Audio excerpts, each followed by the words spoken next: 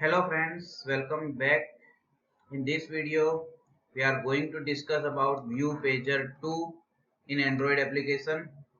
View Pager 2 is advanced version of View Pager that we already discussed in last video. If you are not aware about View Pager, I will suggest you to go through the View Pager video first of all, and then after you can understand the View Pager 2 as well, which is an advanced version of View Pager 2 View Pager. And View Pager have some more advanced properties as compared to View Pager. So first of all, in this video I'm going to show you how can we migrate from View Pager to View Pager 2, right? So what are the differences coding wise we can have in View Pager 2? Okay, so in last video we have done this coding with View Pager and tab layout. You can see we have tab layouts and View Pager as well. Okay, so in this video I'm going to change the code with View Pager 2. Okay, so let's start the coding. First of all, you need to change View Pager with View Pager 2 in your layout file.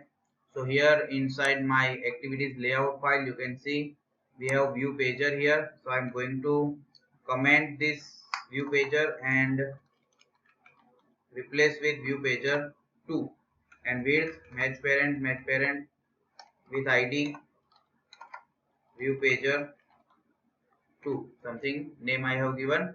So next we need to change the adapter as well, because you can see inside your Java file it will show some error here. uh, First of all, we need to change the ID here, and you can see it is not accepting the my adapter. So here we need to change the adapter superclass, which is fragment state adapter.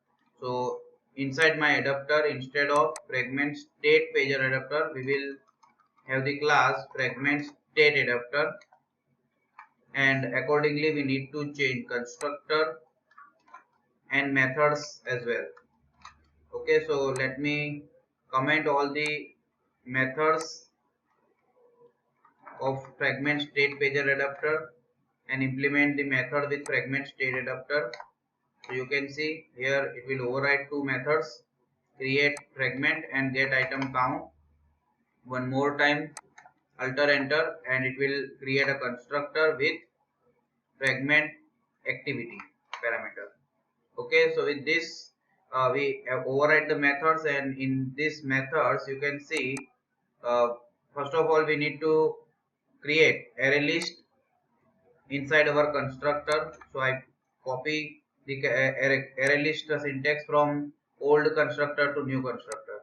Next, inside our create fragment method, we need to return a fragment based on the position. So it is very simple. We can return it from our fragments array list, get method and position. In get item count, we need to return fragments dot size. So it is similar to the get item method and get count method. Okay, so there is no much difference here.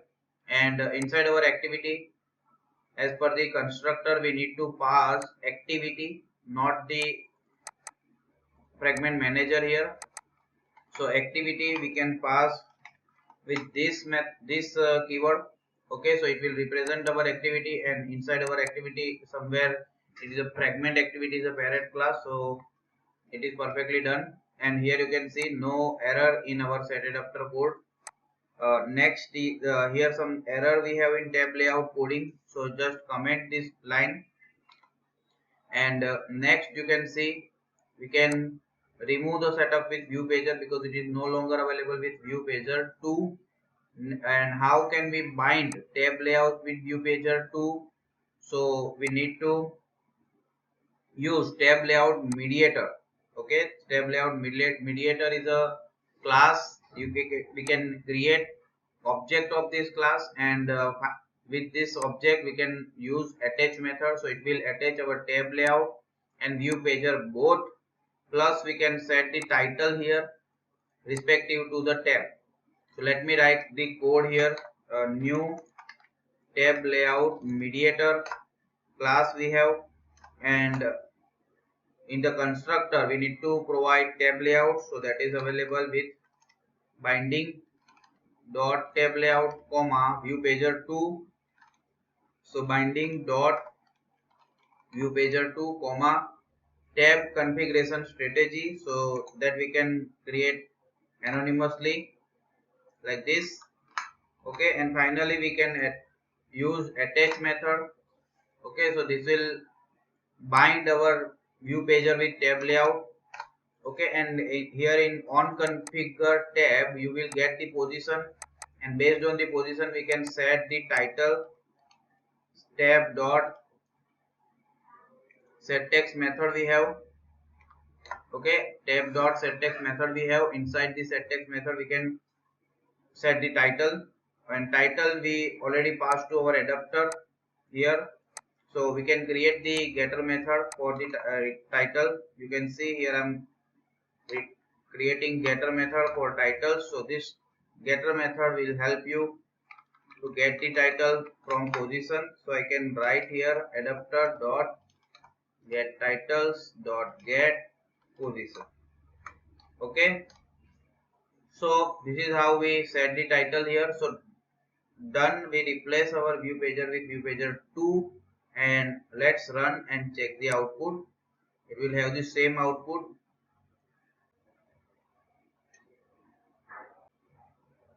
So guys, you can see here we are changing the tab and it is changing the page, and if we change the page, then also it is perfectly working for the tab as well. Okay, so this is something we can work on it, right? View pager 2 has some more characteristics as compared to view pager. Okay, and here you can see we can also set the orientation with view pager 2. Okay, so let me change the orientation here and check the output again. Binding dot view pager 2 dot set orientation and view pager 2 dot orientation vertical. So let's check the output.